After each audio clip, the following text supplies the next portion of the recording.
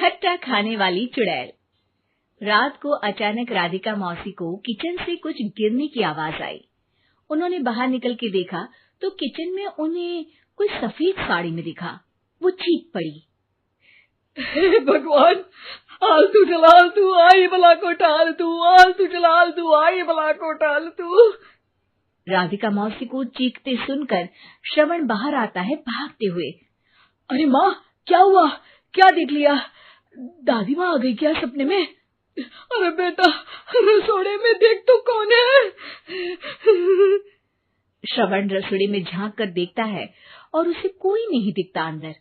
अब रसोड़े में तो कोई नहीं है माँ। कोई सफेद साड़ी में नहीं है क्या? नहीं माँ, कोई भी नहीं है। चिल्लम चिल्ली की आवाज सुनकर काजल भी वहां आ जाती है। अब क्या हो गया माँ जी? अरे बेटा, रसोड़े में एक चुड़ैल थी सफेद साड़ी में। अरे क्या कर रही थी वो अंदर? अरे बताया नहीं, कल आएगी ना तो पूछ लूंगी। चुड़ैल जी, आपका क्या प्लान है? माँ जी, रात बहुत हो गई है, आपने कोई बुरा सपना देखा होगा, चलिए सो जाइए। राधिका मौसी सोने तो चली जाती है, पर उनको रात भर नींद ही नहीं आती। वो कुछ भी उलझुल बातें सोचने लगती है। कहीं चुड़ैल की वजह से तो घर में टेंशन नहीं हो रहा, कहीं उसी की वजह से तो वो दादी नहीं बन पा रही। सुबह जब राधिका मौसी रसोड़े में छानबीन करती है तो पाती है कि नींबू का अचार गायब है। चुड़ैल नींबू का अचार ले गई, मुझे तो ठीक नहीं लग रहा कुछ। चुड़ैल को भी पता है कि जिंदगी का असली मजा तो खट्टे में ही है। राधिका मौसी झट से श्रवण को फोन कर देती है। बेटा, मुझे समस्या समझ में आ गई है, हमें एक तांत्रिक की जरूरत है। अरे क्या बोल रही हो माँ, तांत्रिक की क्या जरूरत है? आप पूजा पाठ तो कर ही रही हो ना। आलतू जलालतू मंत्र सारे फालतू जैसे कुछ मंत्र पढ़ो, चली जाएगी अपने आप चुड़ैल। अरे नहीं बेटा, कभी चुड़ैल को कम नहीं समझते। अरे तुझे पता भी नहीं चलेगा कि कभी वो छल करके काजल की जगह घर की बहू खुद बन जाएगी। क्या माँ, कुछ भी बोल रही हो? कहाँ काजल और कहाँ चुड़ैल? वैसे एक बात बताओ, काजल को अगर गाने के लिए बोल देना तो चुड़ैल काजल की आवाज सुनकर घर तो क्या धरती लोग छोड़कर चली जाएगी। तुम ना पढ़े लिखे बच्चे हर चीज को मजाक समझते हो। तुम रहने दो, मैं खुद ही तांत्रिक को बुला लेती हूँ। अच्छा सुन, शाम को इमली लेके आना। क्या है कि चटनी खाए बहुत दिन हो गए है ना? नहीं माँ, इमली तांत्रिक से ही मंगवा लो ना, आटा वगैरह भी उसी से पिसवा लेना। देखो मुझे काम करना है।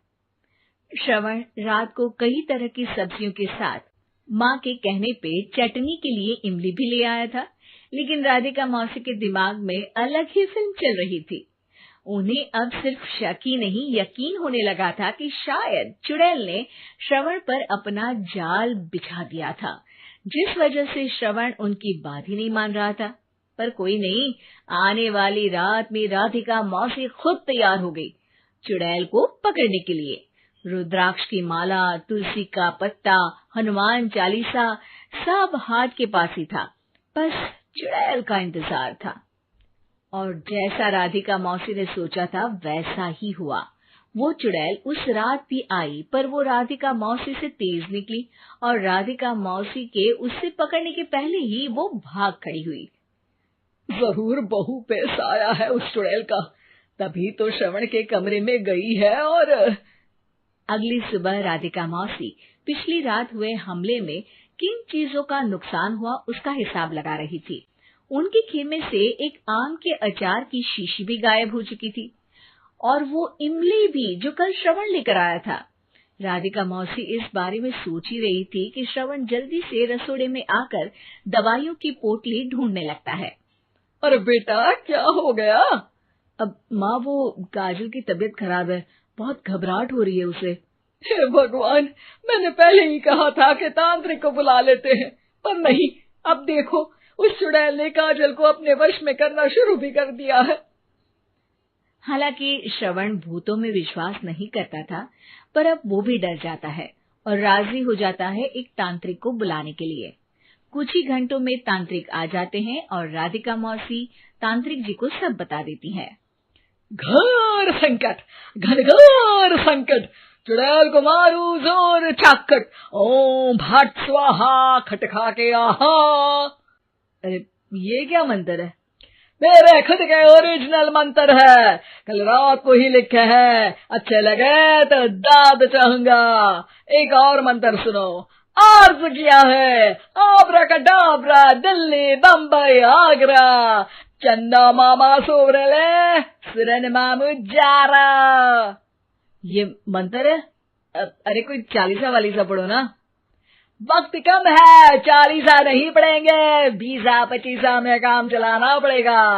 अलग निरंजन जाके लंदन, मुफ्त का मंजान घिस मेरे नंदन। अरे जल्दी करो तांत्रिक जी, जल्दी करो। तांत्रिक अपने उल झलूल मंत्र पढ़ने लगता है। श्रवण को तांत्रिक पे शक होता है। वो अपने एक डॉक्टर दोस्त को कॉल कर देता है ताकि कोई अनहोनी हो तो इमरजेंसी में चीजें मैनेज हो जाए। तांत्रिक धुनी रमाता है, जिसकी वजह से कमरे में काफी धुआं हो जाता है और जिसकी वजह से बहू की घबराहट बढ़ जाती है। अब भागेगी चुड़ैल। हाँ। बहू खांसते हुए धुएं से बचने के लिए बाहर चली जाती है। अरे भाग रही है, भाग रही है। पीछे पीछे श्रवण भी जाता है। बहू एक सोफे पर बैठ जाती है।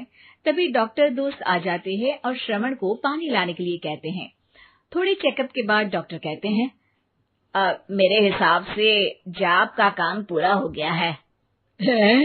क्या मतलब? अरे कुछ भी नहीं माँ, कोई चुड़ैल नहीं है, खुशखबरी है, अब दादी बनने वाली है।